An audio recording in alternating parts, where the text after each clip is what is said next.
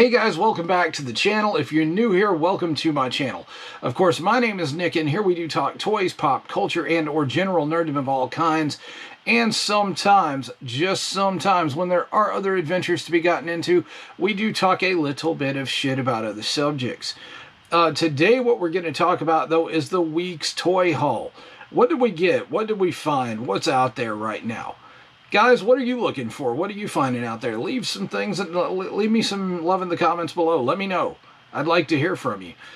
Anyway, so steering back to the haul this week, this haul was not quite as big of a banger as the past couple weeks, but we have Lexington Comic Con coming up, and we do have to put some money back for that, and we do have Rewind Time Toy Show coming up in Lexington, and of course we have to put a little money back for that as well.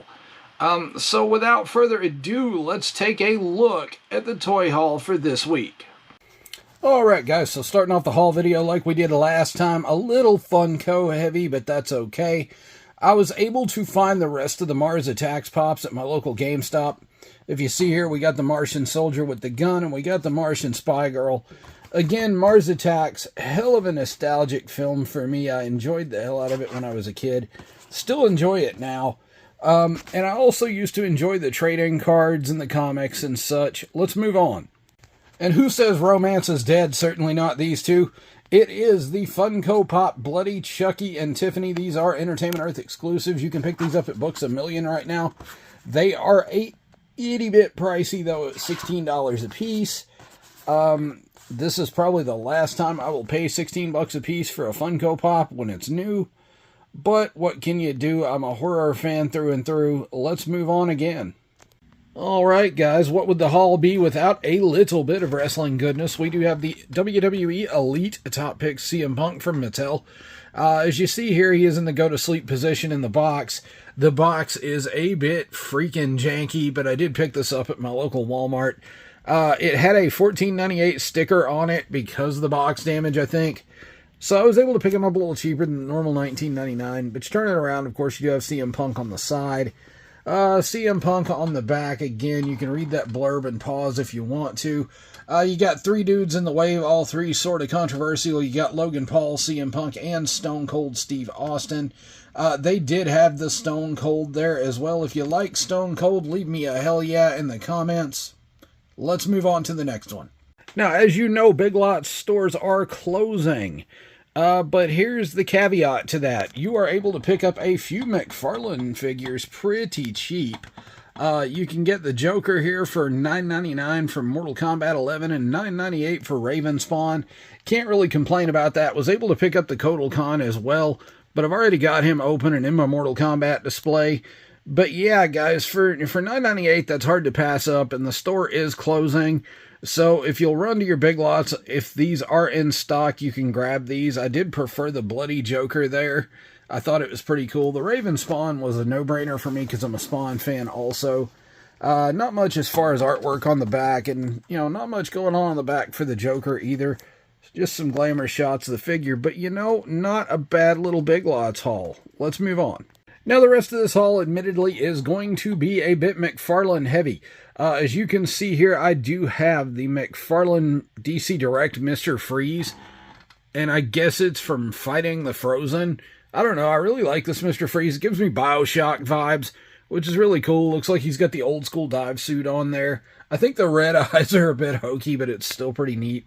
But I was able to pick this up at my local flea market for like $8 off a pallet booth. So, for $8, I'm not going to pass up a good Mcfarlane figure. Speaking of that, the rest of the haul is pretty Mcfarlane heavy. Let's move into it. And Walmart hit me a home run here with Power Girl. And this is not just any Power Girl. It is the DC Platinum Power Girl, which is pretty cool. And she does have, like, the red eyes, things of that nature. The jacket, pants, stuff like that. And she's a little different than the other release. I like this one a little better. I had a comment the other day that said, lose the jacket. I really like the jacketed version of this figure. But I was able to pick this up at Walmart for around $24.95. It was over in the collector's section instead of the regular Mcfarlane section. Of course, she does come with the cat there, and she does come with her leather coat. It is soft goods. I don't know if I'm going to open her or not. But you see some Power Girl artwork on the back there as well with her over Metropolis. Excellent, excellent figure. More McFarlane goodness coming in hot. We've got the Red Platinum edition of the Scarecrow. I was able to pick him up at GameStop. The other version is from the Bane Build-A-Figure wave, had the straight jacket. I prefer the suited version of old Johnny Crane here. But I did like the Scarecrow and Batman Begins. Hell of a villain. This guy's a little dry as far as accessories go if it looks that way. But, I mean, still a hell of a figure. The sculpt on that mask is insane. But yeah, turning it around, of course, you got your standard McFarlane box. On the back, you'll get a little bit of artwork. Not much to speak of here, but really cool find at my local GameStop. The next figure is going to be the banger out of the haul. And here we have the Mcfarlane DC Multiverse single release of the Michael Keaton Batman. Now, they did make the Flash version of this figure. This, of course, is good old 89. There are two other versions of this figure out there. One came with the Batmobile, I think, and that was a McFarlane store exclusive. And the other in the movie 6-pack. I have both of those as well, but I wanted a single-carded version of this figure to review and get out. Plus, he does come with a lot of really cool accessories. Much like the NECA figure, he does have the cape poles, the remote control, the stars, the grapnel gun, the batarang, and several different hands. I can't wait to get this guy out and display him. This was another GameStop find, strangely enough. But yeah, guys, this has been the haul for the week. Hit like if you enjoyed what you saw. Guys, thanks for hanging out with me today and checking out the past week's toy haul. Now, I'm gonna go out on a limb here and say that this was definitely not as much money spent as the last few toy hauls I've gotten.